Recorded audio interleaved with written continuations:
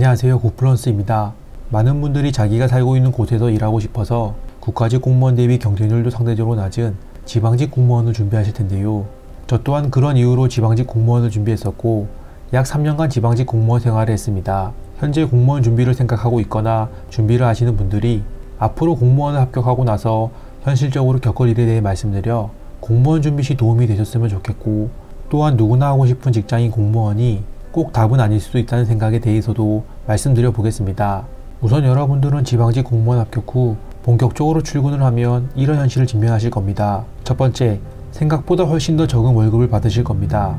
이전 영상에서 대기업과 공무원 월급 비교를 하면서 대략적으로 얼마를 받으실지 아셨을 텐데요. 그래도 막상 본인이 급여를 받아보면 솔직히 실망스러울 거라 생각합니다. 취업을 하면 좋은 차도 사고 여행도 마음껏 다니고 싶었겠지만 솔직히 공무원 10년차 될 때까지는 매달 받는 월급으로 즐기면서 살기에는 빠듯하실 겁니다. 그러니 너무 월급이 적다고 낙담하시지 말고 시간이 지날수록 급여는 올라가니 처음에 너무 실망하실 필요는 없습니다. 두 번째, 엄청난 민원인들을 만나실 겁니다. 저는 공무원을 하기 전에 동사무소나 시청에 연락 한 번 한 적도 없고 방문도 거의 안 했는데요. 막상 공무원을 하고 보니 뭐 이렇게 많은 사람들이 시청과 동사무소 등 공공기관에 자주 방문하시는지 정말 놀라실 겁니다. 그 어마어마한 민원들이 등기부 등본을 때려온 단순한 민원들이 아니고 무언가 불편하고 원하는 것이 있어서 불만을 제시하러 온 사람들이 대부분입니다. 나이 드신 분들은 설명을 드려도 이해를 하려 하지 않고 오히려 큰 소리치며 욕을 할 겁니다. 당황하지 말고 그냥 그러려니 하면 됩니다.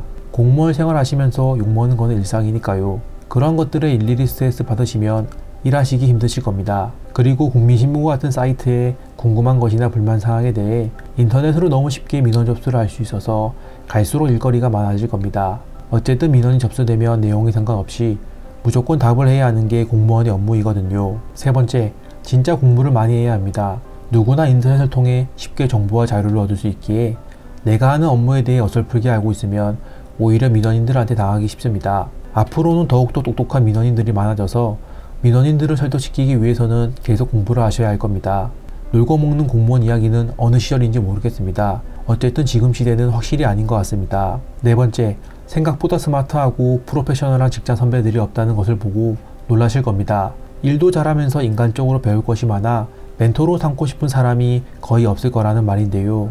그래서 저는 개인적으로 정말 똑똑한 사람들은 공무원 하는 것을 비추하는 편입니다. 직업의 특성상 정년 보장이라는 것이 가장 큰 장점이 될 수도 있겠지만 반대로 대충 해도 안 잘리니 자기개발 노력도 안 하고 업무의 의욕도 없어지는 매너리즘에 빠지기 쉽기 때문에 똑똑한 분들은 지방직 공무원 하지 말고 그냥 사기업 가셔서 자기 역량을 발휘하면서 성장하는 것이 훨씬 더 만족감이 클 수도 있다고 생각합니다. 다섯 번째, 여기가 직장인지 고등학교 동창회인지 놀라실 겁니다. 지방직 공무원 특성상 그 지역 사람들이 많다 보니 어쩔 수 없이 학연지연으로 얽혀 있는데 그것을 왜 따지는지 참 피곤합니다. 진급시 서로 밀고 땡겨주는 모습을 보면서 많은 생각을 하실 겁니다. 주기적으로 어디 고등학교 모임, 어디 대학교 모임 등을 합니다.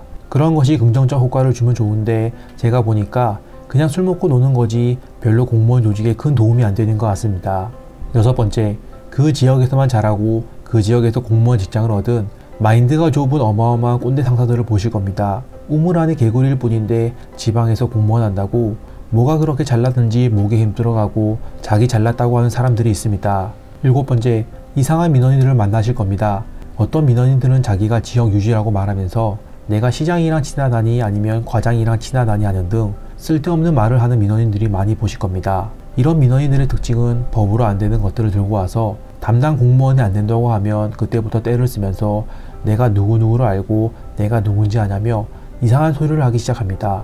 그냥 그러려니 하시면 됩니다. 법에 의해 안 되는 건 안 된다고 정리해 주시면 됩니다. 간혹 진짜 그 민원인이 공무원 직장 내 높은 분이랑 친해서 그 높은 분이 잘 봐달라고 연락이 올 수도 있는데 무시하고 그냥 법대로 처리하면 됩니다. 혹시나 나중에 문제가 발생되면 부탁한 사람은 퇴직하고 없고 본인만 징계를 받습니다. 마지막으로 여덟 번째, 지방직 공무원은 현실적으로 결혼할 사람이 같은 직장 내 공무원밖에 없다는 것을 느끼실 겁니다. 왜냐하면 지방에는 공무원 말고는 양질의 일자리가 없어서 젊은 사람들도 없습니다. 따라서 다른 직종의 사람을 만나고 싶으신 분들은 참고하시면 될 것 같습니다. 지금까지 지방직 공무원을 하면서 접하게 될 대략 8가지 상황에 대해 알아보면서 공무원 준비 시 알아두면 좋을 내용에 대해 알려드렸는데요. 그나마 서울시 공무원은 덜한 편입니다. 아무래도 수도권이라서 각기각층의 사람들이 모여있다 보니 그런 것 같은데요.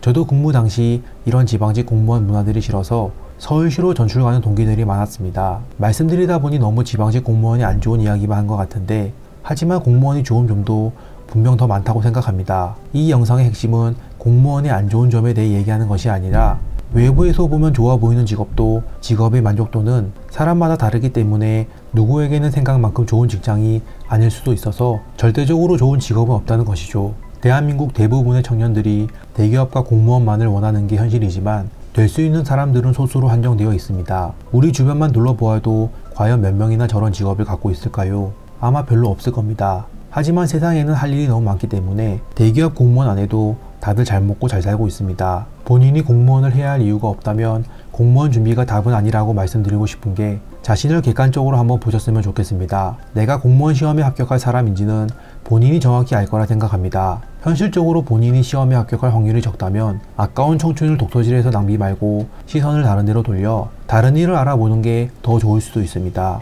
합격할 확률이 현실적으로 적은데도 불구하고 공부에 긴 시간을 투입한다면 다른 일을 했을 때 얻을 수 있는 더 좋은 기회비용이 사라질 수도 있기 때문입니다. 지금 하는 선택이 미래에 어떤 결과를 불러일으킬지는 알기는 어렵겠지만, 시간이 지나고 과거를 돌이켜볼 때 그래도 가장 후회가 적을 수 있는 선택에 대해 고민한다면 좀 더 좋은 방향으로 나갈 수 있을 거라 생각합니다. 다음번에도 더 좋은 영상으로 찾아오겠습니다.